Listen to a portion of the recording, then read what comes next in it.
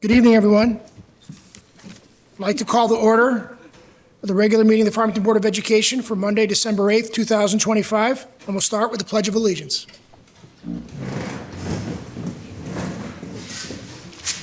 Pledge allegiance To the flag of the United States of America, to the republic for which it stands, one nation, under God, indivisible, with liberty and justice for all. Is Mr. Tim here?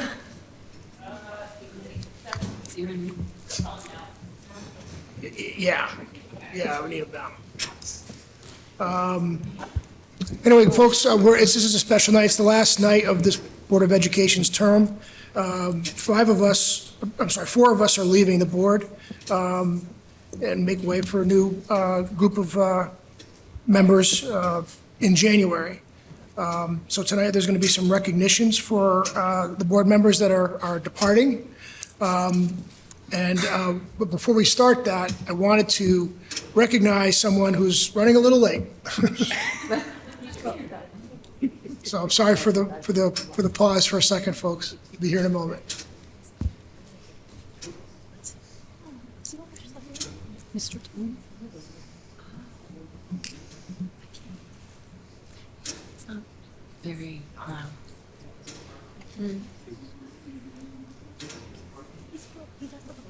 We're also very excited to hear from the students this evening, so we are going to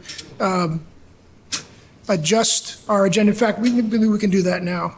Can I get a motion to move item 6A, consideration of the superintendent's report, welcome and comments from Union School. Can I have that moved up to replace item 4, inviting receiving public comment?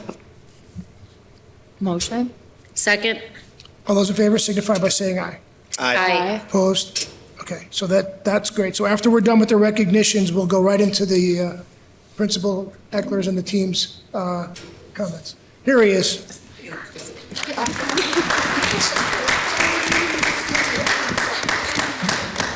Tim, do you mind coming forward a little bit? I'm sorry, I'm trying to put you on the spot like this. I know you're not someone who likes to be the center of attention, but we have a bit of a relationship. I've known you for a long time here, and I know you're leaving our district in a couple of weeks, or a couple of days, frankly, next week. And you've meant so much to the Union School community that I would have been remiss, I think, if the board didn't recognize and express our gratitude for what you've done for our community. And I just want to state, for those who don't know, Tim Schoen is our security guard, and he's been here for several years, but he's been so much more. He starts every day for every family, every child that walks into school and greets them all with a warm smile. He makes them feel safe and seen. He's not just a security guard watching the front door, but he's present all day for every child in the school and for the staff. I know the staff loves him too. You filled the hearts of so many Union School families, Tim, with your kindness and your love. You will be missed. We wish you the best. You and your wife, we wish you the best in the future. Farewell. Good luck. Can I just have a couple of Farmington gifts for you if you don't mind?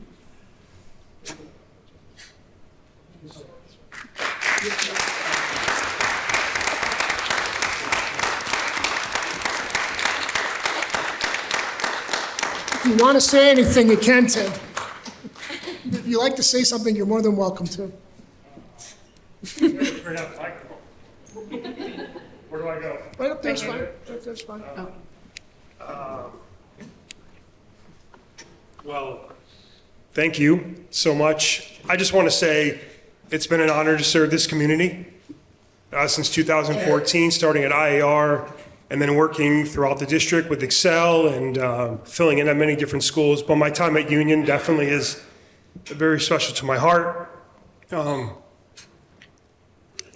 I know that I was placed here for a reason, to leave an impact, and I believe I did that to the best of my ability. It's been a joy to serve, and I'm looking forward to a new season and a new place to impact. I'm not sure what that's going to be yet, but I take all the memories that I've made here and hopefully you will too. And who knows, maybe they'll end up in a book pretty soon. Thank you so much. I appreciate that.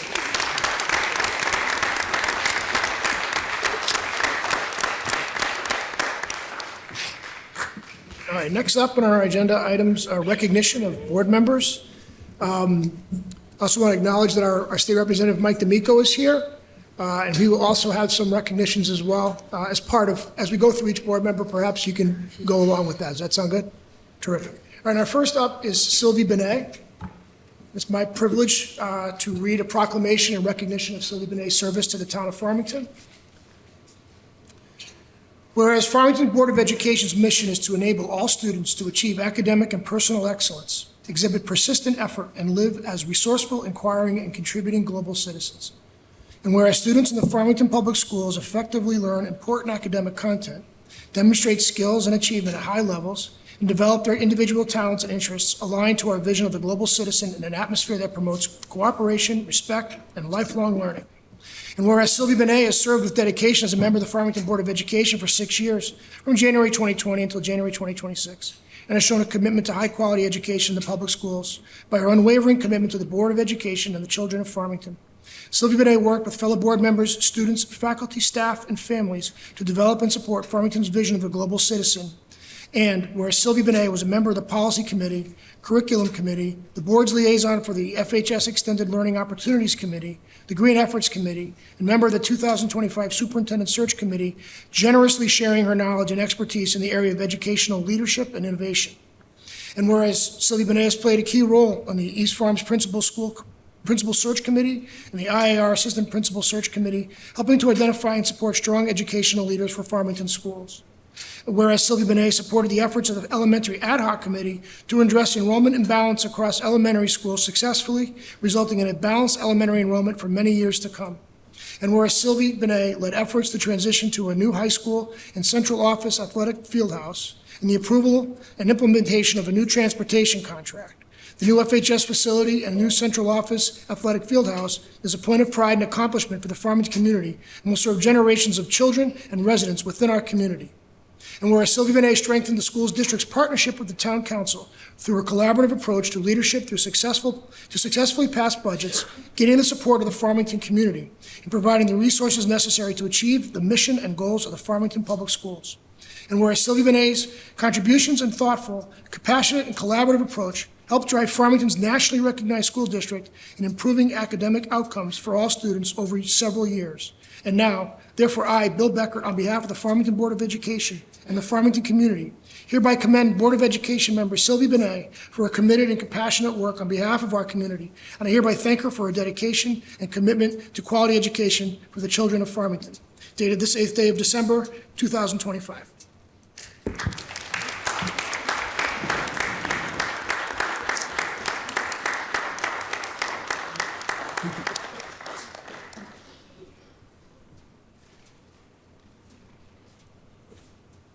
I'll call up, if I could, our state representative, Mike D'Amico.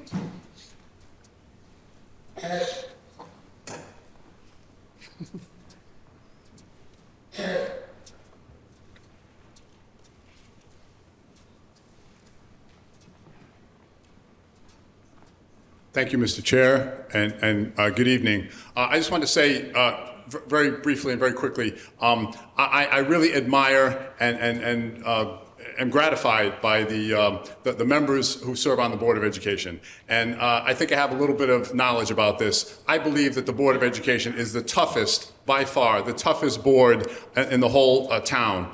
In any town, being on the Board of Education is a really hard job. You don't get paid, and you get a lot of input, shall we say, from the public. So I really want to congratulate all the members of the board, the outgoing members in particular, but also all the remaining members of the board for all your hard work and your dedication to the children of Farmington.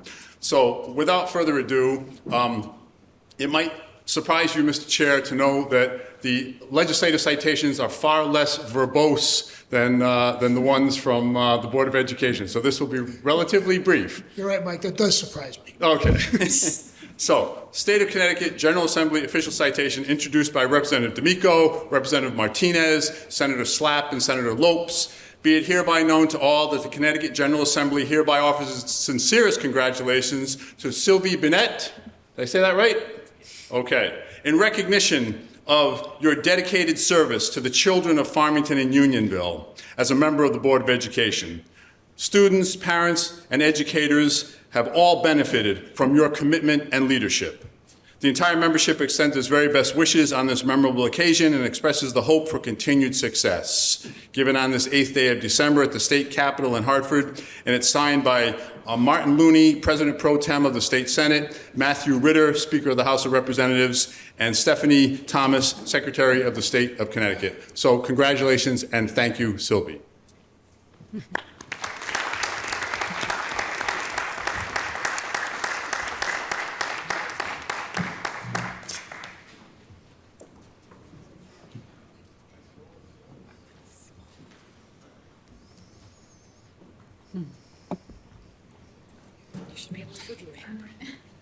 All right, next up, we are going to recognize outgoing board member and soon-to-be town councilwoman Nadine Canto. My colleague Andrea Sabinski had asked if she could provide the proclamation, given their close work together on the negotiations committee. All right. Farmington Board of Education proclamation for Nadine Canto. Whereas Farmington Board of Education mission is to enable all students to achieve academic and personal excellence, exhibit persistent effort, and live as resourceful, inquiring, and contributing global citizens. And whereas students in the Farmington Public Schools effectively learn important academic content, demonstrate skills and achievement at high levels, and develop their individual talents and interests aligned to our vision of the global citizen in an atmosphere that promotes cooperation, respect, and lifelong learning. And whereas Nadine Canto has served with dedication as a member of the Farmington Board of Education for 4 years, from January 2022 until January 2026, and has shown an unwavering commitment to high-quality education in the public schools by her commitment to the Board of Education and the students and families of the Farmington Public Schools. And whereas Nadine Canto was a dedicated member of the Personnel and Negotiations Committee, successfully negotiating contracts for all associations, and served as the board liaison for the Cafeteria Advisory Committee, and served on the 2025 Superintendent Search Committee. And whereas Nadine Canto also served on the Communications Committee from 2022 to 2024, helping strengthen communication, transparency, and community engagement across the district. And whereas Nadine Canto contributed meaningfully to the Noah Wallace Fund, supporting its mission to enrich educational opportunities for Farmington students and ensuring the continued success of this longstanding community partnership. And whereas Nadine Canto supported the efforts of the Elementary Ad Hoc Committee to address enrollment imbalance across elementary schools, which successfully resulted in balanced elementary enrollment across all schools for the foreseeable future.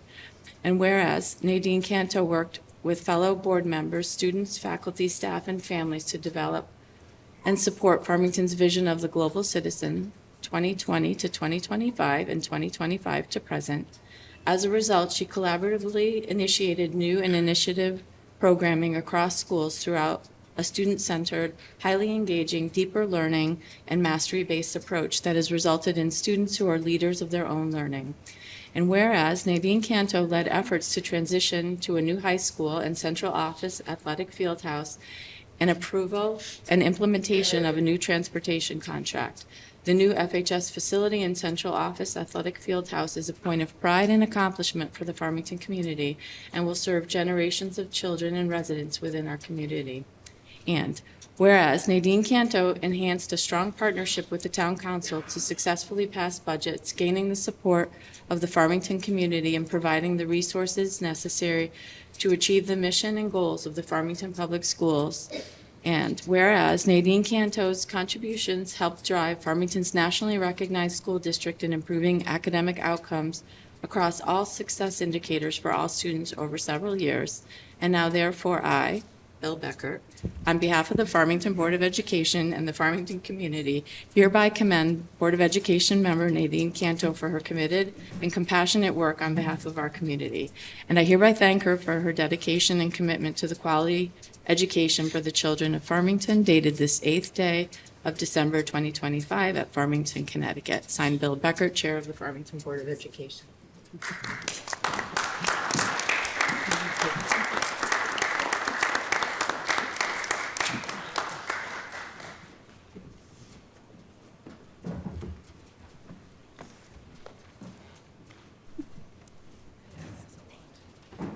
All right, next up for recognition is board member, sorry, apologies. Go ahead, Marty. Go ahead. Go ahead, Mike.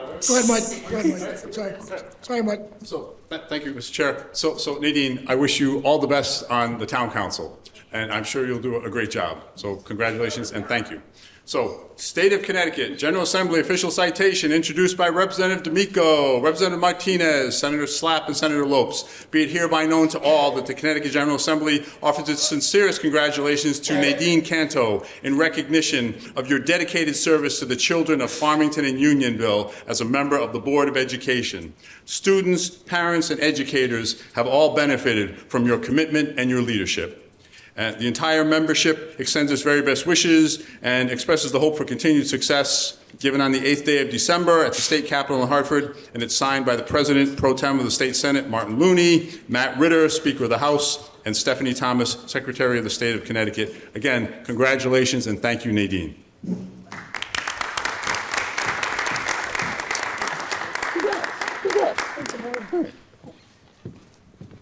Thank you, Representative D'Amico. All right, next up is a board member who's leaving us, Martin Skelly. Marty, Kathy had asked to read the proclamation as one retiring educator to another.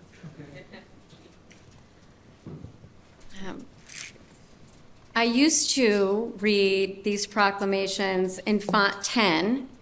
16 years later, it's font 16. So I'm keeping up with the years of service here.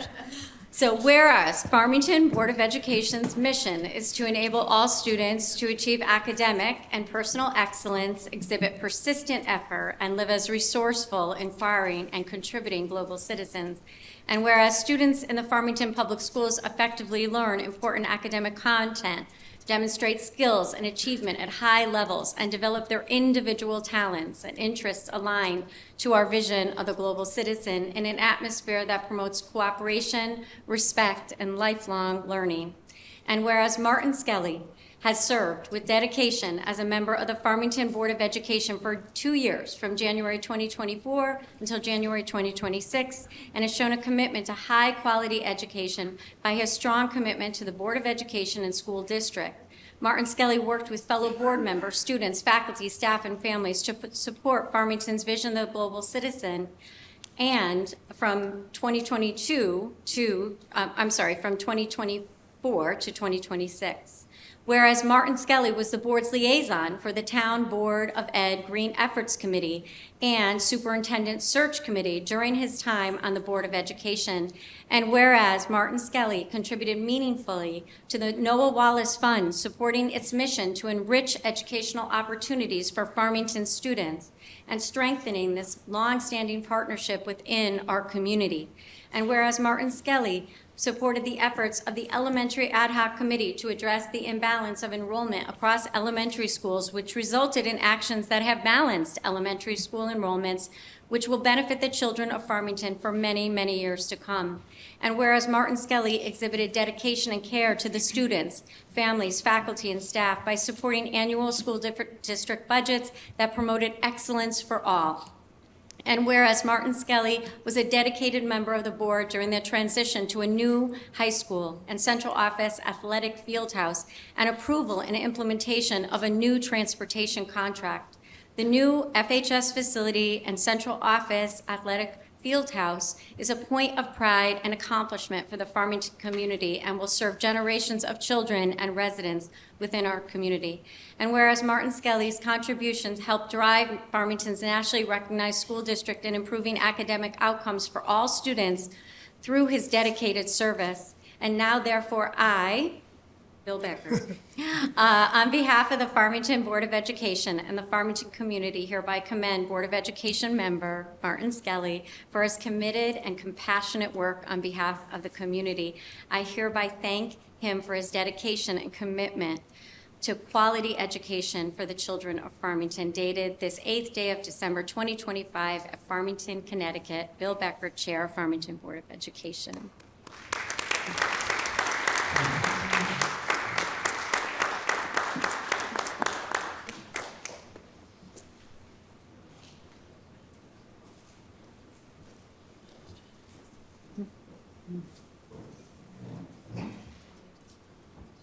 All right. Next up is, I guess, the presentation. Oh, sorry. Sorry, guys. So I just wanted to offer my congratulations and my thanks to Marty. Not only was he a dedicated Board of Ed member, but he had a long career as an educator prior to that, and those are probably the two toughest jobs in any community. So thank you, Marty, for doing that. So, State of Connecticut General Assembly official citation introduced by Representative D'Amico, Representative Martinez, Senator Slapp, and Senator Lopes. Be it hereby known to all that the Connecticut General Assembly offers its sincerest congratulations to Martin Skelly in recognition of your dedicated service to the children of Farmington and Unionville as a member of the Board of Education. Students, parents, and educators have all benefited from your commitment and your leadership. The entire membership extends its very best wishes and expresses the hope for continued success given on the 8th day of December at the state capitol in Hartford, signed by the President of the Senate, Martin Looney, the Speaker of the House, Matthew Ritter, and Secretary of the State of Connecticut, Stephanie Thomas. Thank you and congratulations, Marty.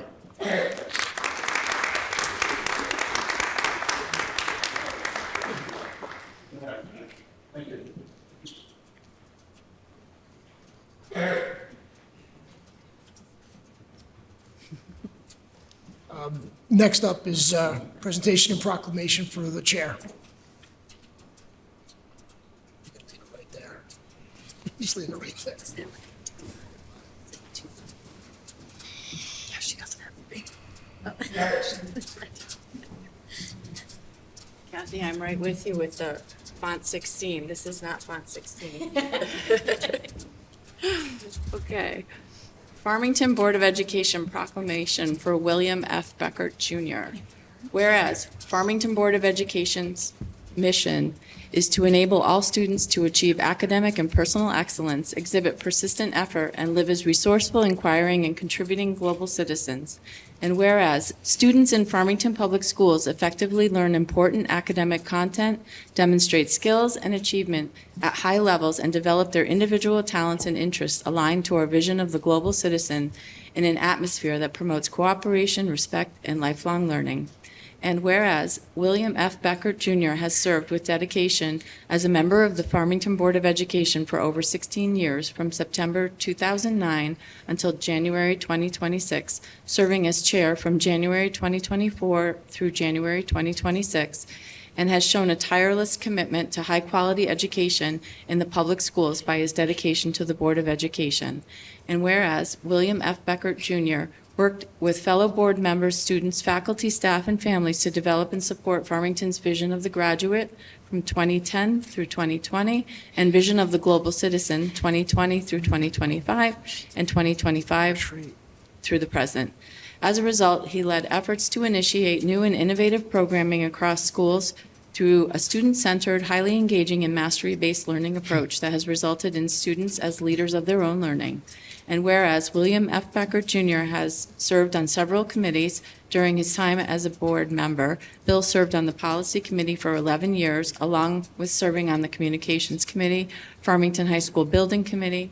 In addition, he was the board liaison to the Farmington Public School Foundation, Focus, CREC, the Community Council for Equity and Inclusion, Elementary Ad Hoc Committee, Superintendent's Interscholastic Athletic Advisory Committee, Town of Farmington's Racial Equality Task Force, Chamber of Commerce, and served on the 2025 Superintendent Search Committee. Whereas William F. Beckert Jr. established a strong partnership with the Town Council to engage in collaborative school and town facility projects, including the initiation and completion of short and long-term K-8 and high school facility review reports and recommendations, lighting projects, security vestibules, and many other facility improvements that improved educational programming in Farmington. In addition, he enhanced the partnership between the Board of Education and town to successfully pass budgets, gaining the support of the Farmington community and providing the resources necessary to achieve the mission and goals of the Farmington Public Schools. Most recently, his visionary and collaborative leadership contributed to the successful passing of a new Farmington High School facility completed in August of 2024, which will benefit generations of students as well as the entire Farmington community, and the central office athletic field house and new bleachers at the turf fields completed in 2025. And whereas William F. Becker Jr. served as chair of the Farmington Board of Education for 2 years, transitioning to a new high school and central office athletic field house facility, approval and implementation of a new transportation contract, and implementing the recommendations of the Elementary Ad Hoc Committee. He also helped to establish and transition to a new mascot, the River Hawk, at Farmington High School. Many generations to come will benefit from the new FHS facility and new mascot as a point of pride and accomplishment for the Farmington community. And whereas William F. Becker Jr. steadfastly and with great compassion supported the Farmington Public Schools administration, teachers, students, and community with care and excellence. And whereas William F. Becker Jr.'s valuable contributions drove Farmington's nationally recognized school district in improving academic outcomes and the social, emotional well-being for all students over many years. And now, therefore, I, Andrea Sabinski, on behalf of the Farmington Board of Education and the Farmington community, hereby commend Board of Education member and chair William F. Becker Jr. for his committed and compassionate work on behalf of our community. And I hereby thank him for his selfless dedication and commitment to quality education for the children of Farmington. Dated this 8th day of December, 2025, Farmington, Connecticut, Andrea Sabinski, Vice Chair of Farmington Board of Education.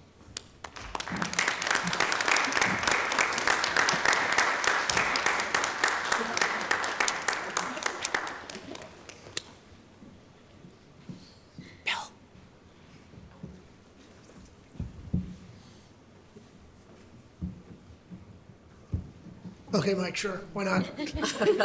One more time. One more time, Mr. Chair, if you can stand it. So I just wanted to offer my congratulations and my thanks for your many years of service on the Board of Ed, and I know you'll do a great job on the Town Council, and we're counting on it, but I know you will. So, State of Connecticut, General Assembly official citation introduced by Representative D'Amico, Representative Martinez, Senator Slapp, Senator Lopes. Be it hereby known to all, the Connecticut General Assembly offers its sincerest congratulations to William F. Becker, Jr. in recognition of your many years of caring commitment and dedicated service to the children of Farmington and Unionville as both a member and chair of the Board of Education. Your collaborative, inclusive, and forward-thinking approach to education issues has earned you the gratitude and respect of countless students, parents, and educators. All have benefited from your compassionate and thoughtful stewardship. The entire membership extends its very best wishes and expresses the hope for continued success, dated December 8th at the State Capitol in Hartford, and it's signed by the President of the Senate, Martin Looney, Speaker of the House, Matt Ritter, and Secretary of the State of Connecticut, Stephanie Thomas. Congratulations again, and thank you, Bill.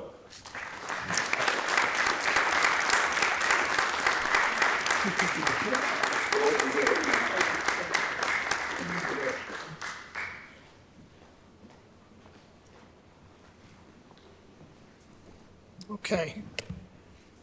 Thank you all. Next item up is the approval of minutes from November 17th, 2025, duly regular meeting. Can I get a motion? Motion? Second? Second. Any discussion? All those in favor signify by saying aye. Aye. Opposed? Motion carries. I'm abstaining. You're abstaining, sorry, Angela. Fair enough. Okay, next up is the consideration of the superintendent's report, 6B, Tools for Schools IAQ presentation. So hand this over. Sam Kilpatrick is here and Dan Zatoon. This is an annual report that you will receive as a Board of Education along with our community. So welcome, Sam. So yeah, just to start everyone off, as you remember, last year we talked about legislation has been updated for schools facilities review and adjusted some of the current mandates. and some new ones. So the indoor air quality, or tools for schools, as we call it, which we pull up, is now required annually and needs to be reported to the Board of Ed annually. Additionally, now there's a requirement to do HVAC assessments for each schools, and that needs to be completed within, starting from last year, within 5 years, with the first 20% completed by 2027. So Sam, Sam Cabetra, our Director of Facilities, is going to report both on the tools for schools, indoor air quality process, and the HVAC assessments. Thank you. As Dan mentioned, we have 2 indoor air quality reports we'll be presenting here tonight. The first of which is the tools for schools, which we've used for probably over 2 decades, but the frequency of that has changed annually. So while we were here last December, we did the process again this year. So if we could actually hop to the next slide, you can see we mirrored the same process we did last year. The checklists that you see above were distributed to each school building and completed by the appropriate party. After those were completed, each school convened their own IAQ committee. Those committees typically included school administration, the head custodian, the school nurse, and of course faculty and staff representation. Those committees at each school reviewed the checklists above, and then they conducted their own checklist in a walkthrough of the entire building. Additional to that, while it's not required, we did conduct the teacher checklist again. Again, not part of the regulation, but it has been something we've always done, and we do get some important information from that. So we distributed a Google form for that checklist as well that went out for each teacher, every occupant of every classroom throughout the district. So again, very similar. Most of the items that we found on the checklist revolved around general cleanliness and/or room temperatures. Those items that were listed were all gone through by our head custodians and/or shift supervisors at each building. The ones we could address ourselves were made into work orders and are mostly complete at this point, but will be completed soon if not. The items that are remaining typically will take a larger project, a major project, or more likely a capital project, such as the HVAC projects that we have ongoing, the design for HVAC projects at the K-4 schools. So really that kind of leads us to the next report that we have, which was the HVAC assessments that were conducted at East Farms, Noah Wallace, West District, and Union School. So as you can see, that requirement by the state is that 20% of our schools need to be done by 2027, and then 20% each year after that to completion by 2031. So with the 4 schools we've completed, we're ahead of schedule, and we'll stay that way as we conduct Irving Robbins next year, Westwood's the year following, and then we'll finish our 5-year cycle of that testing and reporting with Farmington High School last. So a couple important notes there at the bottom. You'll see that the reason we started with the 4 elementary schools, K4 elementary schools, is that completion of that assessment is a requirement for any HVAC grant applicant. So this year, HVAC is now a reimbursable category for school construction grants. So similar to a school roof or an abatement, it is now a category. So just like we anticipated last year, we'll be able to determine which projects we go forward with, and it'll be a much more familiar process as far as the reimbursement process, the application process with the state, and all those timelines and complications that came with the previous HVAC grant are gone away. So as I said, we have the 4 K4 HVAC designs currently ongoing. We'll have some revised pricing. The last time we brought you that, it's been a couple years since we had cost estimating done on those projects. So we'll have revised pricing on those for the capital budget process in January. So this slide will show you, the HVA assessment executive summary is in your packet. But this slide will tell you essentially a summary of that summary. You can see the items that were listed as deficiencies at all the schools, and the vast majority of those we were able to address and close out on our own. The ones that are remaining would need to be addressed by a project such as the HVAC projects we'll be bringing forward. So with that, I don't know if I was under 3 minutes or not, but I might have been. Any questions or comments? Good question. I'm just looking through the checklist with some of the questions that are very interesting. But for some of them, like I'm looking at FHS, where we had no as the answer, so it's like establish an information and counseling program for smokers, provide literature on smoking and secondhand smoke, and we got no for that. Are we trying to action some of those? Like, I feel like that could be beneficial.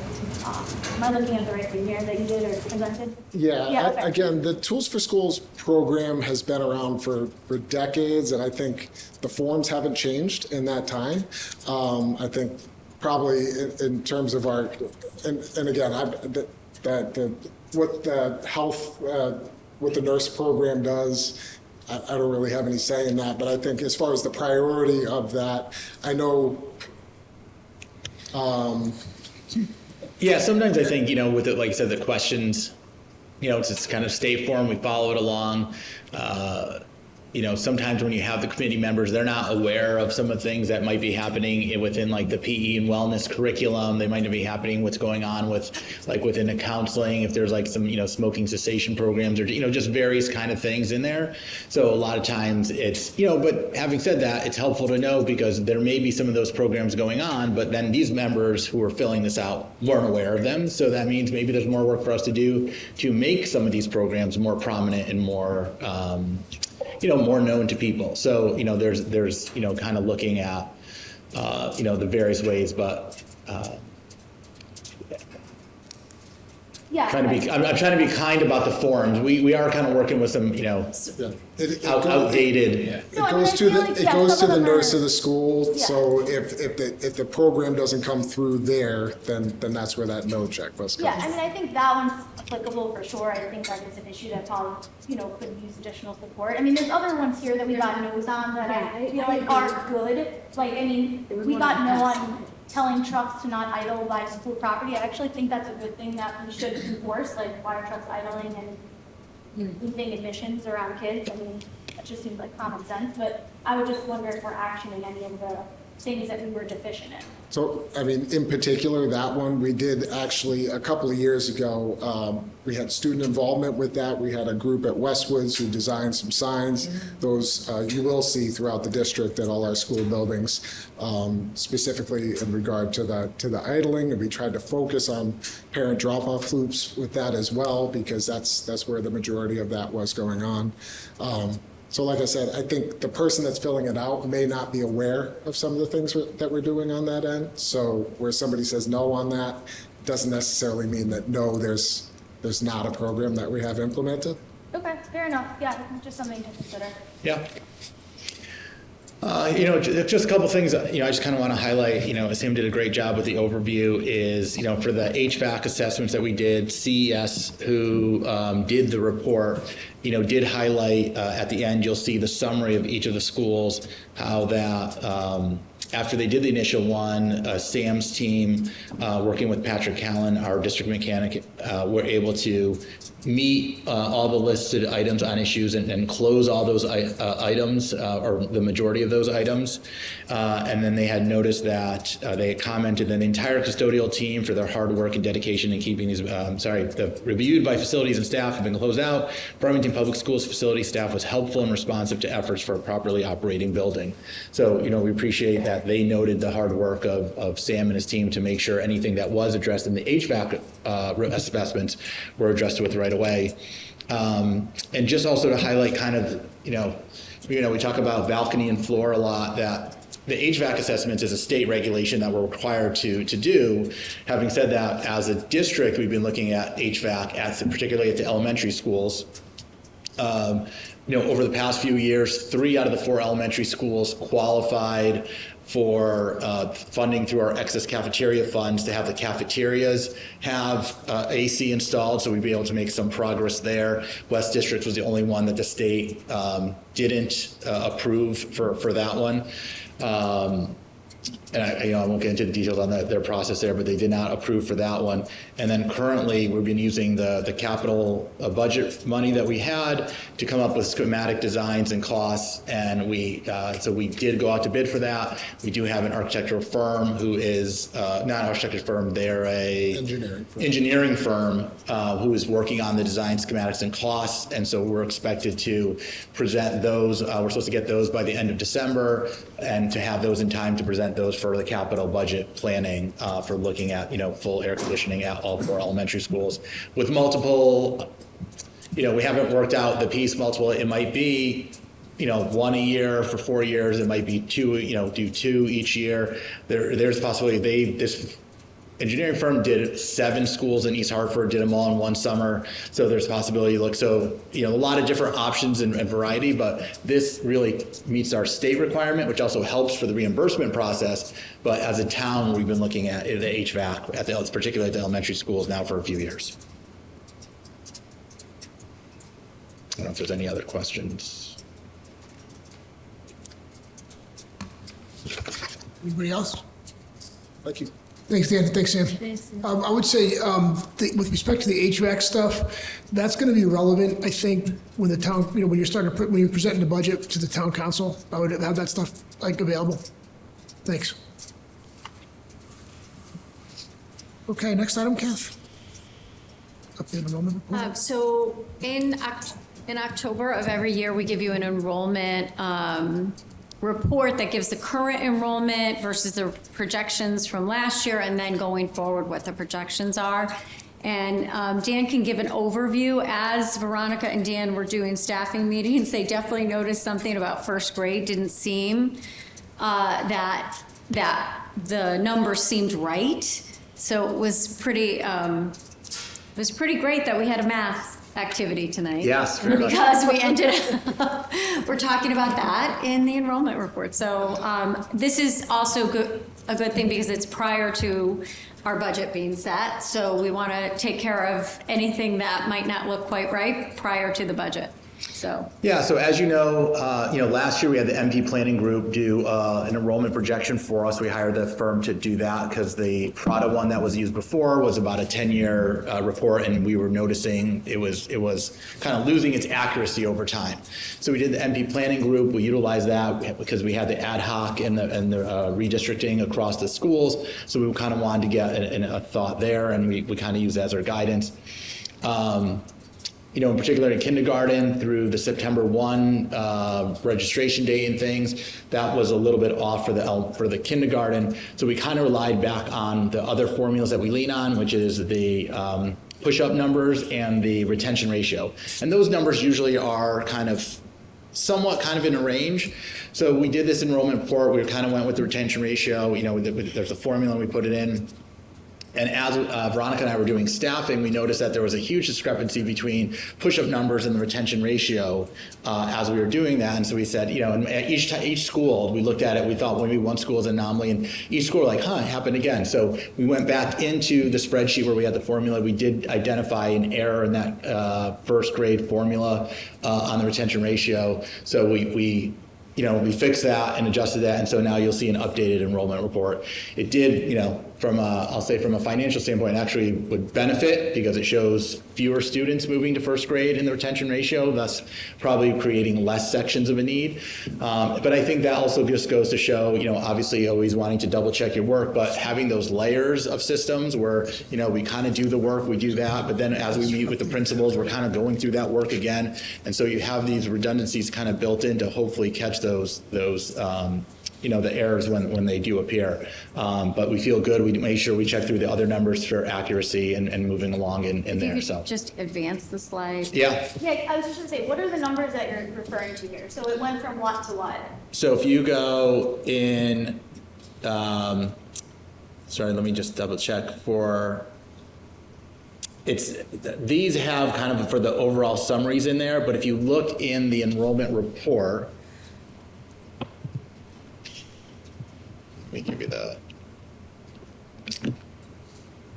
Dan, can you go to the slide that says October 21st? So that was the projection, and there, you see the retention ratio is 4,031. And there was an issue in the first grade, right, Yes, the first grade. primarily. And so then you go to them looking at the retention ratio spreadsheet, making a correction in the retention ratio for first grade. So now we're looking at 3,990, which would mean fewer elementary teachers would be required in that first grade. So it was a total of about 41 students, but like approximately 10 students at each school, 10 at East Farms and Old Walls, and So lower, you're saying? Lower. Yes, lower. Yes. Yeah. Got it. Okay.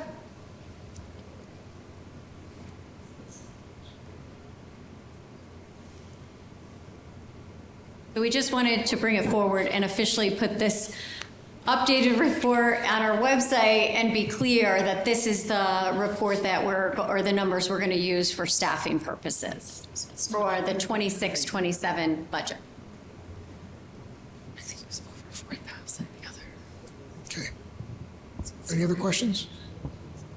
I do want to comment, it was brought up at the town council meeting in public comment about the fact that because of this error, this is last year's budget, correct? Consultant. The consultant's budget, the consultant's recommendation, because of this, right, from the consultant, we included 2 FTEs that we have not actually. Three. Three FTEs that we did not actually, they're in the budget, but they've not been hired. The money's still in the budget. It hasn't been allocated. Because we only actually hire what's needed. So when we saw that the enrollment in kindergarten was much lower than the projection done by the consultant, we did not hire all the staff that was allocated in the budget. So there are 3 FTE. I think Dan mentioned this in last month or the last meeting, that we did not hire 3 teachers.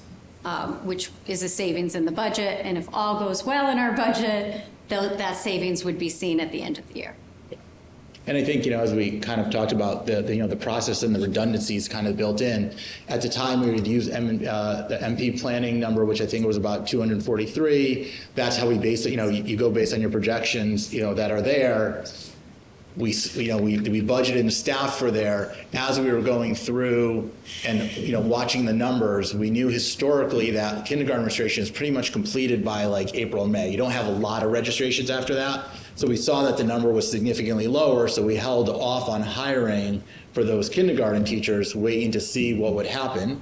And then they just, like I said, they just never materialized. So once again, a tribute, for me, for the team, and Veronica and, everybody in the central office for kind of working, and, Jen Hauser, who's our new residency clerk. So having it centralized really also allowed us to kind of see it all in one location and to be able to just kind of identify and say, hey, we're not seeing, the projections kind of line up. So let's hold off on this, and which we did. And then, if the numbers go up in August or if we have some late registrations, we had that flexibility, but we wanted to make sure that we were being good stewards of the taxpayer dollars and not hiring and then ending up having class sizes of, 11 or 12. So once again, hopefully if all goes well with the budget, through the operating budget for the year, then we'll be able to see higher than usual savings at the end of the year. Thank you, Dan. Bill, a quick question. Sure. So is the retention ratio usually the number that we're basing the budget off of? Like, was it just an anomaly last year because we had a consultant number in because of the whole elementary ad hoc, so we used that number instead? But typically it's based off of the retention ratio. Yes. Which is that just a straight number, a percentage? What is it, like 95%, or is it a more complicated formula? There actually is a spreadsheet, and there is a formula built in, and that formula does add some students in cohorts, because if you look at our history, we gain students in cohorts as they move through the grades. So given that history, that spreadsheet is actually developed with that in mind. When we use the push-up numbers, they're not always accurate, because if push-up numbers are, we just take the students in class on 10-1 and we put them forward to the next year. It doesn't really help in the kids coming in and out of the district, and the fact that we gain a few kids along the way. our retention ratio over time has been really accurate. I mean, there's years where we're well over what we projected, and then there's years, but not, when I say well over, it could be at the worst, I think we were 50 students over what we projected, but they're spread throughout the grade levels. It really doesn't have an impact on the budget, and the same thing happens when we're below the projection, because they're spread within the grade levels. They don't come in groups of 20 kids. But this, actually, because of that consultants, it mainly did come in the kindergarten, and I would say, I think the consultants' formula didn't take into account the new law about the start date for kindergarten, you know, the age. I don't think they took that into account. So that was part of the issue. And then I think just, you know, our retention ratio usually works much better, and even that was a little off if you looked. It was a little off too last year. So there is something in the earlier grades. We may be seeing decline in enrollment for the first time in the time I've ever been here, because now we see a kindergarten cohort this year that's smaller, and potentially a first grade, and then they go up to first grade and another kindergarten cohort that may be smaller. You know, you can maybe, I mean, we're guessing in some ways it's the housing shortage of like available homes and the expense of homes, but we're not really sure what the new, you know, this new trend of early grades, because we're actually adding kids in the cohorts. When I looked at it, we were adding kids in the cohorts. We always see a little dip from 8th to 9th. That does happen because of private high schools, sports, things like that. You know, parents make different decisions at that point. We always see a big gain in 5th grade when kids go to Westwoods for some reason. You know, there's just trends that we see that remain, but we have, and we also lost a very large 12th grade. They graduated. It was a huge cohort. So when you lose a large cohort and a smaller cohort comes in, you know, you see that decline, but we think we're gonna enter a second year of incoming cohorts being smaller. Although I think this kindergarten one's supposed to come up a little bit, because, so, you know, once again, without getting too deep into there, you know, the retention, you know, there's no push-up for kindergarten, right? Because you don't have any point of data. So really, your initial data is you go to town clerk and you look at births for that year. It's a huge gap. Yeah, and so that's, you know, and so there's that piece of it that kind of makes that first initial projection challenging. So to be fair to like retention ratio formula and stuff, it's actually surprising, you know, in my mind, it's actually impressive that it can stay that somewhat accurate when it goes from birth, and then you're talking about 5 years of variability on there. The other piece that, at least for me, as you know, and you know, obviously learning more about Farmington is, you know, we're seeing this influx of a lot of these apartments and a lot of these developments that are coming. And so some of that, I think, is when they're moving into there, they're not, you know, I think Farmington was traditionally, you know, you kind of bought a house here and you had children and you raised them here. Now you're having a lot of people moving in with children at different ages. So they're not starting at kindergarten. You know, their starting point might be 3rd grade, 6th grade, 8th grade in different pieces. And so that's where the push-up numbers also become extremely challenging, right? Because sometimes you're just getting them dropping in at different points as opposed to more of a steady, you know, you kind of have a decent idea where that is. So those are things that, as they keep emerging, you know, we talk about with budgeting, there's like trends and there's actuals, right? And so, but the trends are starting to fluctuate a little bit because of some of these other conditions. And so now it's a matter of, it's harder to pinpoint the actuals. So unfortunately, there's going to be this, and this is why, you know, we have the, you know, I think Farmington does a nice job of creating sometimes whether it's the 1 or the 2 non-deployed, so that like right now as we're budgeting and we're looking at staffing, we can already identify there's a few hot spots, right? It might be a Noah Wallace grade 2, it might be an East Farms grade 4, where you're sitting there and you're putting those numbers and you're like, all right, we got to watch that. Like we're gonna do it here, but 3 or 4 kids move into this, we're gonna be in trouble. And then you historically, and you know, we're in union school, so you know, because of the smaller numbers, usually their numbers kind of fluctuate a little easier, and there's a little bit more space there. It's just because doing 2 sections feels maybe a little smaller than you want to go to, but then, doing 2 makes it feel, bigger than you want it to be, but then going to 3 makes it a little too small, right? And it's that divisor of being 2 to 3. And so that becomes challenging. And so sometimes you're like, wait, why does Union have 16 kids in a class, but East Farms has 22? And it's just the hard breaks that there. It has been helped by the redistribution of students, right? Yes. Even though you lose some of the efficiency, we've been able to kind of distribute a little bit more evenly across, so that's been helping with the class numbers. So all those factors are gonna hopefully help us move toward getting better projections, but I do think for the next 2 or 3 years, it's gonna be a little rocky in being able to get accurate spot on numbers. But what we're going to do is keep doing what we're doing, which is as we look and say, hey, we have these 3 kindergarten teachers. Well, we're not going to hire for them because we don't look like we're going to need them. And even utilize that when to be thoughtful from a financial standpoint. And I would just add, and we're using the board policy as our guide. So the board policy has a ratio in there that is a district-wide ratio, so that's what we're using to build the budget and staffing report. So give a nice preview of the, when we get to the staffing report, that's a pretty good preview, so you'll hear that all again. Andrea? Yeah, when you're looking at the projections for the incoming kindergarten, have you changed, I guess, normally you would go January 1 to 12/31 of that calendar year. Have you changed it to September 1 of 1 year through August 31st of the next year? Yeah, so what we did is usually the town clerk gives it to us, by year. So we have made the request for them to give it to us by month so that we can look and see, because there might be, in that number that we got for a birth in that year, if there's a larger number than, just taking the birth and dividing it by 12, but maybe there was a lot in September, October, November, and December, which could impact a section. So yeah, we haven't put in that request for the town clerk to kind of get it broken down by month so we can get a little bit more accurate with our projections. Thank you. Yeah, I was just looking at the records. It's a huge, obviously from COVID, it went up, to 2023 in the 200s, and then it dropped significantly in 25 to 130. So it's a gap of 74 births in that time period. So I would agree with the assessment of holding off and on the kindergarten and hiring, because I think it's going to be a little bit low.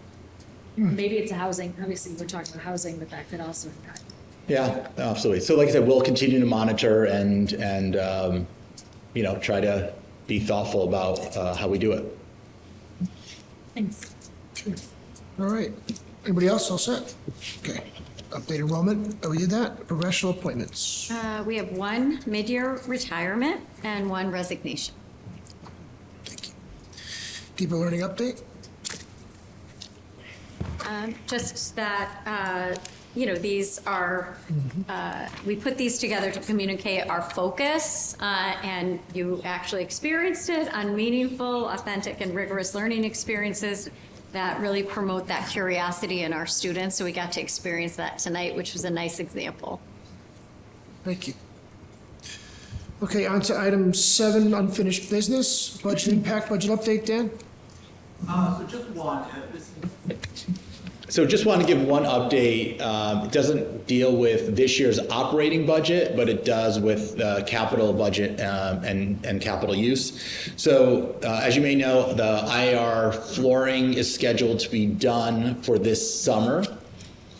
We already budgeted capital funds for that. We're ready to go. Doing some initial work, it was determined that there was some abatement that was going to be needed for this project that wasn't anticipated. I guess there was some flooring done a little bit before. There wasn't any abatement, so they thought that they were in the clear, but they identified that there was going to be some abatement needed.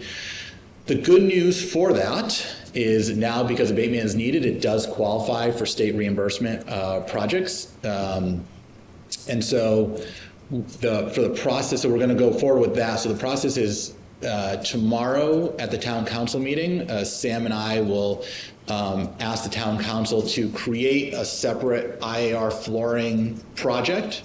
We're going to move the money from structural and architecture that was there, move it in there, but then also move in $235,000 from code and safety into that IAR fund. And so that'll move that total to $785,000. We expect to be able to get 31.79 is our current anticipated reimbursement. So we're expecting to get around 180,000.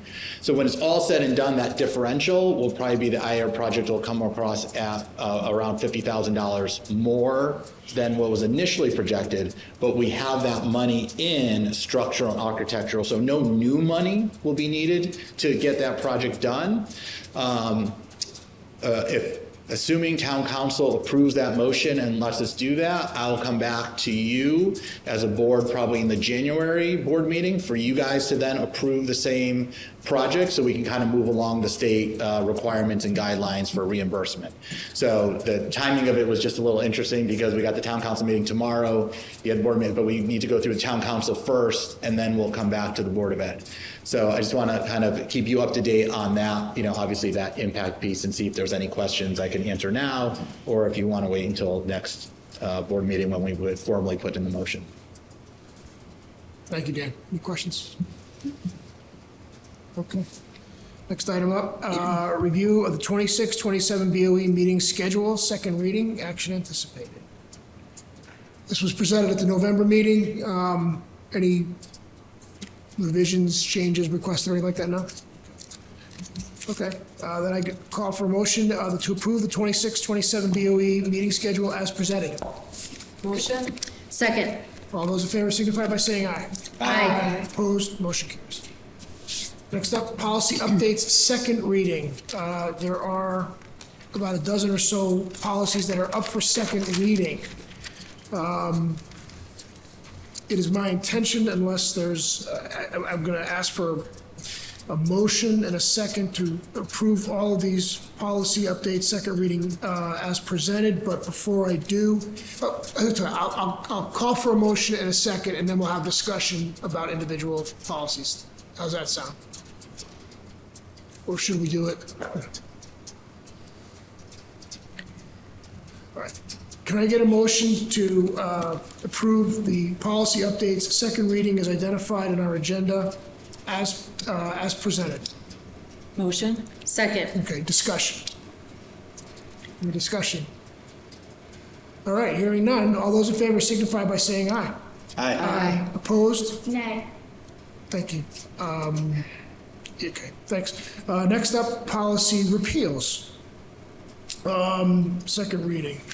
Again, can I get a motion to approve the policy repeals as presented and as set forth in our agenda? Motion? Second. Discussion. Hearing none, all those in favor signify by saying aye. Aye. Opposed, motion carries. Next item, adoption of new policy, item E, second reading. Again, this was presented at the November meeting. Motion to approve the library collection development. Right, here we go. Motion to approve the adoption policy listed below for second reading, 6215, library collection development and maintenance, library displays and programs, and library material review and reconsideration. Motion? Second, Second. discussion. I do have a question. Sure. 6215, so library collection, what, Yeah. are we, I just want to make sure I'm clear. Are we? I can't keeping hear the you. same- I can't hear. Yeah. Oh, sorry. Are we keeping this, is this changing at all? I know there was discussion and they were looking at it. Did we make any changes to that or no? This is a new No, policy. this is a brand new Right, I remember we policy talked about due to legislative mandate. Okay. And what was required by law were 3 policies. Shipman put them into one policy, but all 3 elements of the law are covered within the one policy. Gotcha. Thank you. No discussion. Yeah, I mean, I have concerns about this policy, so I won't be voting for it. I just feel like the verbiage, in my opinion, specifically when it states like, it uses like the term in good faith. I just feel like who's the arbiter of good faith? Like, I just feel like it's it's just too loose for me, so it's just stating that, that's my opinion on it. Thank you. Just a comment, this is model policy though from Shipman and Goodman. Yes. Yeah. Okay. Andre, can you say that again? I'm sorry. I just made a question or comment that it is model policy given to us by the board's attorney, Shipman and Goodman. Okay, hearing no further discussion, all those in favor signify by saying aye. Aye. Opposed? Nay. Thank you, motion carries. Next up, new business, establish Farmington High School graduation day. Can I get a motion to approve June 10th, 2026 as the Farmington High School graduation day? Motion? Second. Any discussion? All those in favor signify by saying So aye. Bill, I have a question. Sure. Sorry. So is June 10th, we just had a snow day. So is June 10th, that's not the last day of school. What's the last day It of was school? the 9th. That was our last day on this calendar, was June 9th. Since we had a snow day, it's June 10th. We're going to set the date now for graduation because of project graduation and the need to sign a contract for that. So no matter what, Farmington High will graduate on the 10th of June. We may have additional snow days in the winter. The rest of the school district will continue until they hit that 180 days, but we are allowed by law to set it at any time during the year as at the 180th day. So right now, the 180th day is June 10th. Got it. Okay. All those in favor signify by saying aye. Aye. Opposed, motion carries. Next up, the approval of an anonymous donation for $50,000 distributed across elementary schools as a student assessment fund. Kathy?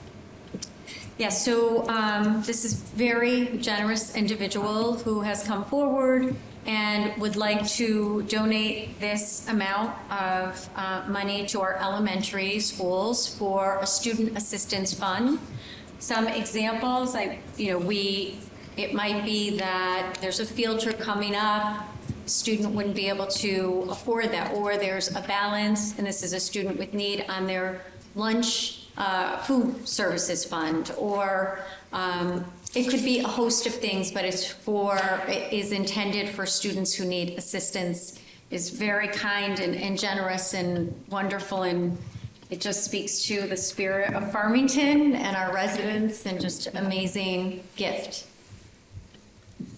Kathy, the only question I have is in the packet that was sent to the board, the recommended motion refers to $54,000? Motion here says 50. Yeah, so just quickly, the individual called to say that there's actually, gave me like a late update that the company that the individual works for has like a matching. Oh, okay. And hasn't expended all of that matching, and so then asked me at the end if we could do it. So I tried making that up as accurate as possible. So it's actually $54,000. it'll be about $54,000, 54. I think change. I think there's still some. We don't have the final exact number worked, but approximately. But it will get distributed across all 4 elementary schools. So what I'll say is, can I get a motion to approve an anonymous donation in the amount of approximately $50,000 distributed across the elementary schools as a student assistance fund? It's 54,000. Approximately 50. Well, he said, No, I thought you said approximately I 50,000. did, I said approximately 50, because is it 50 or 54,000? I think it's approximately 54,000 right Okay, now. okay, I'll amend my motion to reflect If we wait, it might 54,000. go up. I don't know. Approximately $54,000 distributed across elementary schools as a student assistance fund. Go ahead, motion. Second. All those in favor signify by saying aye. Aye. Opposed, motion carries. Please send a letter on behalf of the Board of Education. Bill, Thank you. I thought there was discussion. I just have a quick Oh, I beg question your on pardon. that. I'm sorry. Who is managing these funds? So it's $50,000, is it split evenly amongst the 4 elementary schools? And then who's gonna decide? So if there's a child in need, do they go to a certain individual to ask for the money, or who's managing the monies within the schools? So it'll go to the discretion of the principals, where in their internal accounts, they'll have a student assistance fund. Some have something similar to that, like a principal's fund, student assistance fund. So they'll have it there. So it'll go through the principal's, the principal's fund. And is there a timeline for, this can carry over then if they don't use it all in 1 year, or is the anticipated action that this is all used in a certain given amount of time? So what I feel comfortable being able to share with this individual is the expectation is that it gets expended by the end of the year, because the individual currently intends, and we would need to go through the Board of Ed again, to make the same donation next year and potentially, In perpetuity, okay. Probably in their mind, a designated period of time. Okay. So, and you're saying year as the school year? Yeah, the academic year. The academic year. Yes. Okay, great. So they don't, this individual said, no, I want them to spend the money because it is their hope that they'll make another one next year. Very nice, very generous. The donation is being made with the intent of it being spent. Yes, yes. Good, thank you, Angela. Fair point of order. So can I get all those in favor signify by saying aye. Aye. Okay, opposed, motion carries. All right, next up, I'm going to skip C, discussion of school resource officer, because we have executive session as item 10, and we'll go to item 9, consideration of assistant superintendent report, approval of October 2025 financial statement. Boy, I'm just busy today. So yeah, I mean, nothing really, any major issues, things. Once again, following trends and looking at actuals at the beginning of the year. The data is though helpful in helping us as we start developing the 26-27 budget that's there. The one thing I will point out, or a couple of things to notice that we usually don't talk about, kind of those second, third pages in there, is with the grants, continue to work with Wendy and Veronica to utilize those various federal and state grants to help offset some of those operating expenses. But another one that's, I say an interesting trend, although hopefully positive, and I'm hoping I'm not jinxing anything here, is currently through October, if you took a look at the self-insurance fund, currently we're about $300,000 over projections. If you looked at the August one, it was actually over, but then September and you're going to see some of those ones are the next couple months there were, sorry, July was over, but then August, September, and October were above projection. So there are some big fluctuations that occur, so that, while I can be like, hey, this is great, next month you can see it, I don't say crashing down, but you can see it level off a little bit.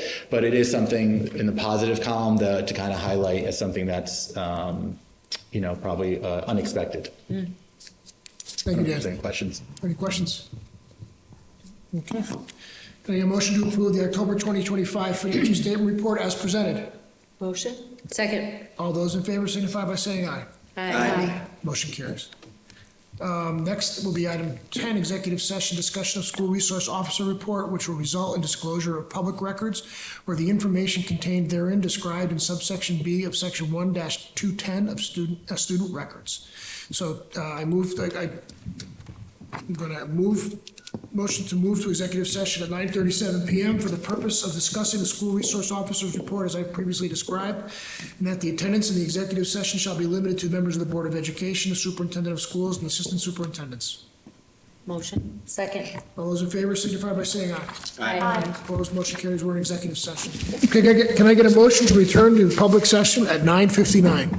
Motion? Second. All those in favor signify by saying aye. Aye. Opposed, motion carries. Can I get a motion to extend? We're going to go past 10 o'clock. Motion? Second. All those in favor signify by saying aye. Aye. Opposed, motion carries. Of course, we're going to go past 10 o'clock in my last meeting. Of course. Wouldn't happen any other way. All right, next item on our agenda is the report of, Report of committee. report of committee chairs. Personnel. There is a meeting tomorrow with negotiations to discuss security monitors and adding them to the FPSU contract. Thank you. Policy. Yes, so, timing is everything. I kind of feel badly that this comes after our members of the public who were concerned about Eid. But the policy committee met last Thursday, is that right? And that was as requested by the full board at our November 18th meeting to review and discuss possible implications of adding Eid al-Fitr as a day off school closure in future years within the school calendar policy and regulation. So we met, it was Erica, Sylvie, and I, and Kathy, and Jess was there as well.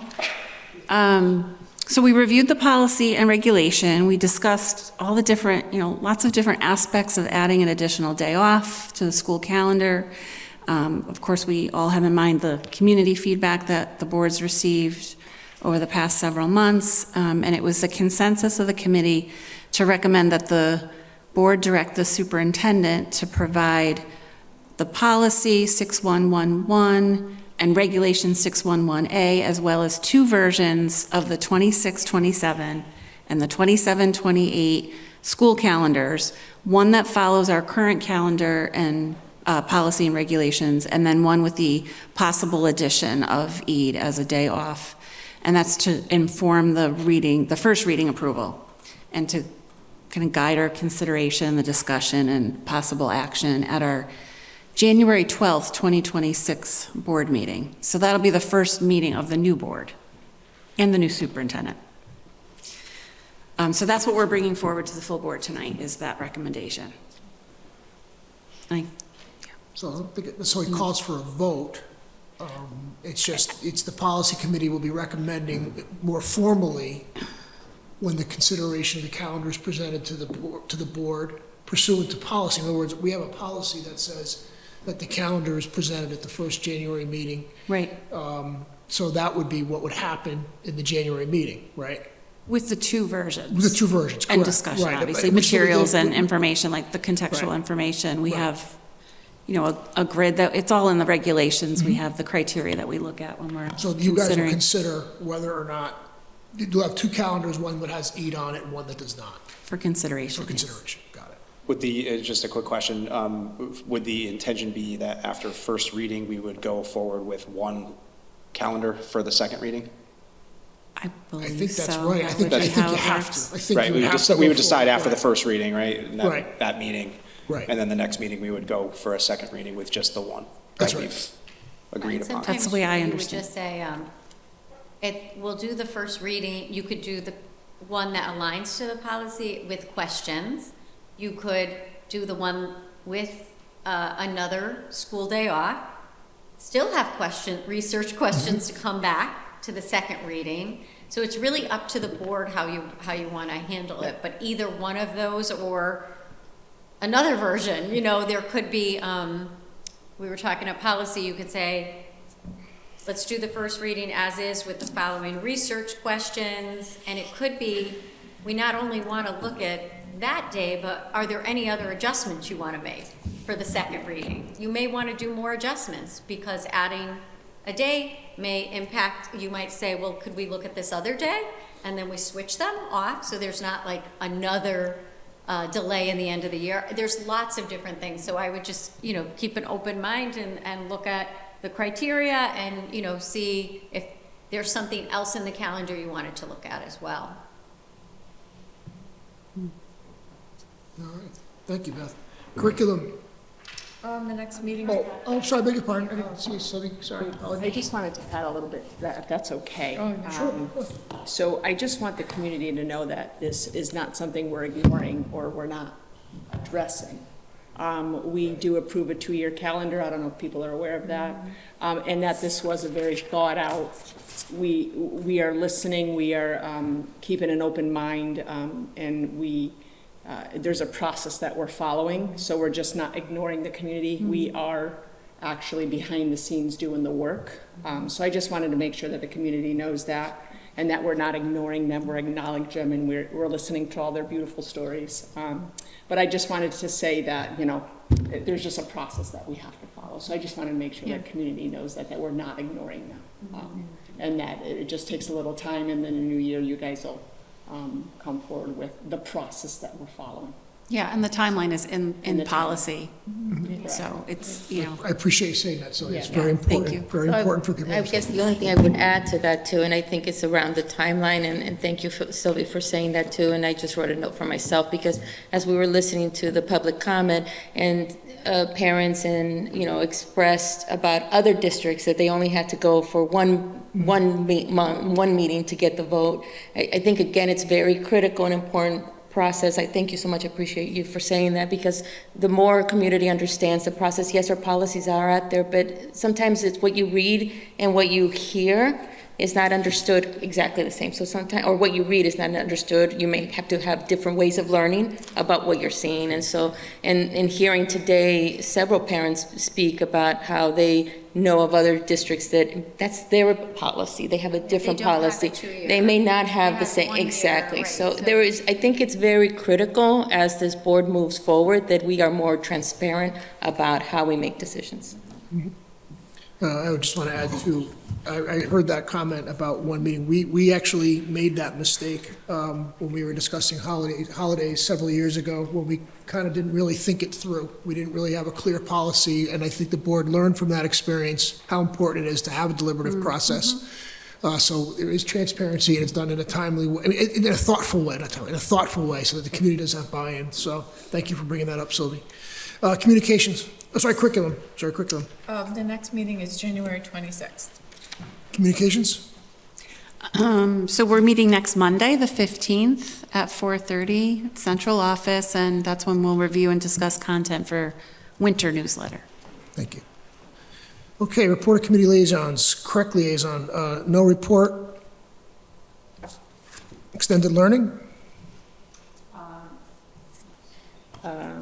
Yes, they have actually a business nonprofit open house will be held on January 28th, 2026 from 5 to 6 at the Farmington High School Library. More information to come soon.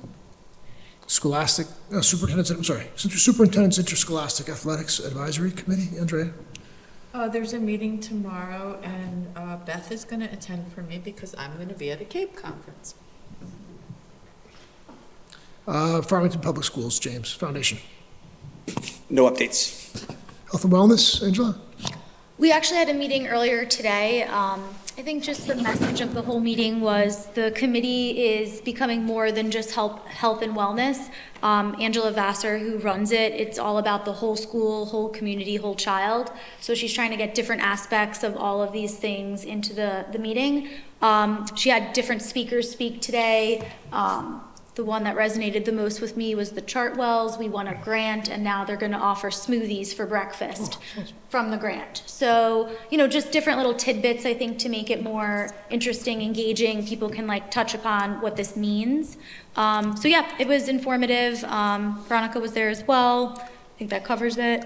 Yeah, I think that's it. My only other note was I think we should get rid of on here including focus. I was going to ask you about that, I don't think that actually. has anything to do with this anymore. Yeah. So I think we can. That's exactly where I was going with that. I just thought again, I was like, I think we need to get rid of that. So yeah, I think productive meeting though today. It's a shame, because focus was a really important thing for a very long time, but there's just no interest in it. Yeah. Yeah, I get it. I would say, though, that Angela also talked about how she will be The other reestablishing. Yes, Angela Vassar, you're both Angela. Angela Vassar will be reestablishing that connection, though. We've always worked with Farmington Town Services, Nancy Parent, and Bob Marsh there for this. And so she is reviving some of the work that was done through Focus with them. I hope so. And under the umbrella of this committee, actually. So I think that there'll be more work done on that, but through this whole Community, whole child. Also, they're kind of changing the name, but kind of. She'll incorporate it into this more larger holistic picture. kind of approach to that challenge. Yes, but hasn't dropped the idea Got of it. what that stood for. It's so important. Okay. Cafeteria Advisory, Nadine? Yes, we met earlier this evening for the client business review meeting. There was some change in some of their key folks. The head chef is new. There's a new student engagement individual. Talked about some of the seed to table or local fresh food being integrated into the menus. December is Spice It Up. So there's also, which I love, like their foods, global eats, so bringing in Caribbean food, and so different countries, they're introducing food. They do a lot of deliveries also to faculty within FHS, IAR, and they promise tomorrow that central office will get a request. They can request food to be delivered.